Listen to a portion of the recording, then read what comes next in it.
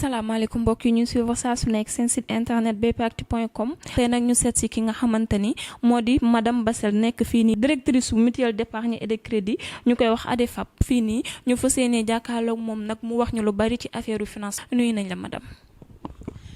maa ngi leen di fay di kontaan lool ci recevoir leen tey fii si mutuelle d'épargne et de crédit bu ADEFAP man nag maa ngi tudd madame Diatta Véronique Bassène nekk fi directrice donc ci mutuelle boo xamante ne ay jigéen ñoo ko sos te jamono ji ñu nekk bu ñu naan inclusion financière foog naa ñun ñoo koy def ndax ñun ñoo fi nekk ak néew ji doole yi di jël épargne 100 francs di jël épargne fukki dërëm di jël épargne téeméer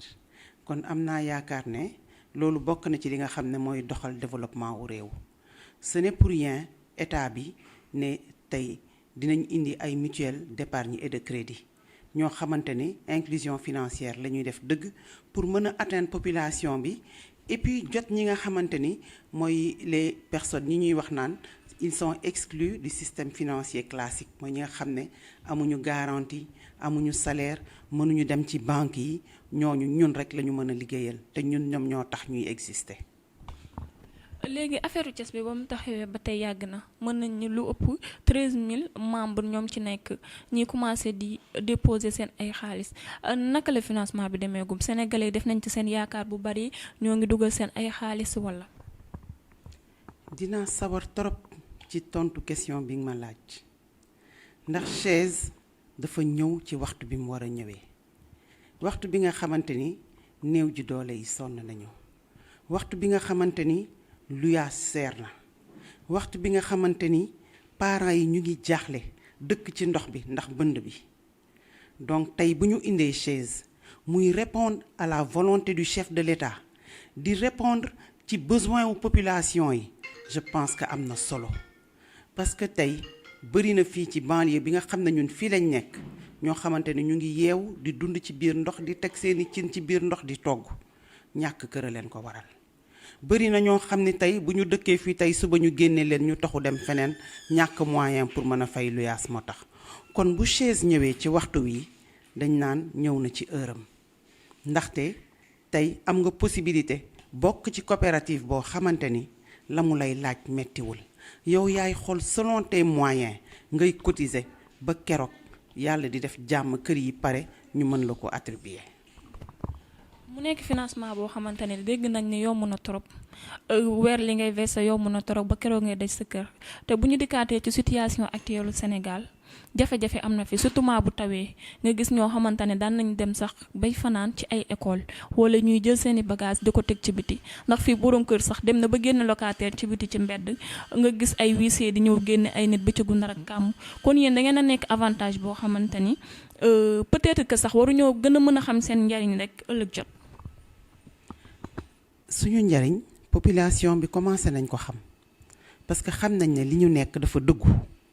li ñu nekk dafa leer naññ ndax ki la naan kër a ngi nii lii lay tëddee yow mi nga xam ne yow yaay engagé wu yow lay laaj ne la vu say moyen ci sa am-am ñaata nga mën di joxe par weer nga jël sa engagement ne mën naa joxe 2 junni par weer kii ne mën naa joxe 4 junni par weer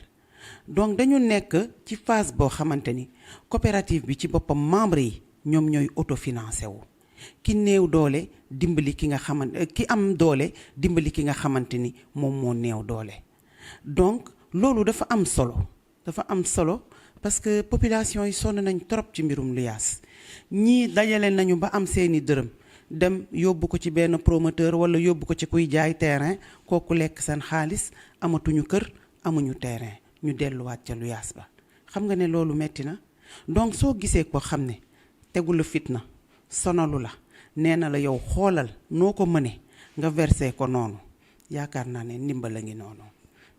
noonu te loolu dafa nekk exemple boo xam ne ñëpp dañ ci war a roy parce que lu baax la te am naa yaakaar ne suñuy njiit ñu ngi ñuy dégg ministre baa ngi ñuy dégg président de la république war nañoo dégg Marème Faye Sall war nañoo dégg parce que li ñuy def dafa nekk loo xamante ne pour développement wu réew bi la mais dimbali aussi population bi tey li ñuy def nii tey état moo ko waroon a def. donc tey bu fekkee ne population bi jóg na ànd ak président bu mel ni Alioune Badara Gueye ci engagement ci dund social tey mënoon na jàpp liggéeyam toog jàpp njàmburam dara du ko ci fekk mais gis na ne lii problème la boo xamante ni buñ ci jógul du mës a saafara te population yi seen bopp ñoo ko mën a saafara donc tey mu jóg ànd ak population bi di liggéey rek te yàlla tax pour néew ji doole man tey fii ma nekk nii mutuelle d'épargne et de crédit la donc nit ñi ñu ngi ñëw di verser mais comme ni ma ko waxee selon leurs moyens tey di nga gis borom taabalu mango ji ñëw di verser borom beñe bi ñëw di verser borom akara bi jaaykatu ndékki yi donc ñi nga xamante ni ñoom au jour le jour la ñuy vivre ñooñu ñoo ñëw bokk ci coopérative bi kon lii mooy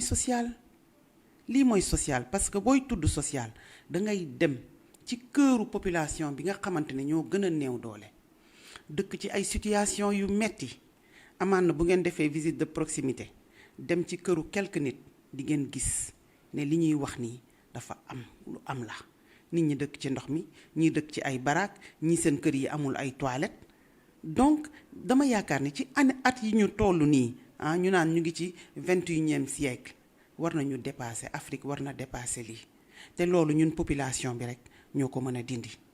donc dëgg la état moo fi nekk war ko def mais état bi bu ko deful ñun population yi mën nañu jóg am suñuy initiative yu rafet di ko doxal mais nag di ci xaar ndimbalu état nag affaire yi c'est pas donné suuf si da nga koy jënd ciment bi da nga koy jënd kii tabax da nga koy fay te loolu yépp boo ko bëggee wéer néew ji doole ji nga xam ne mu ngi dajale junneem ak ñaari junneem par weer di ko indi dina xaw a metti ci moom donc ñu ngi ciy xaar ndimbalu état bu baax a baax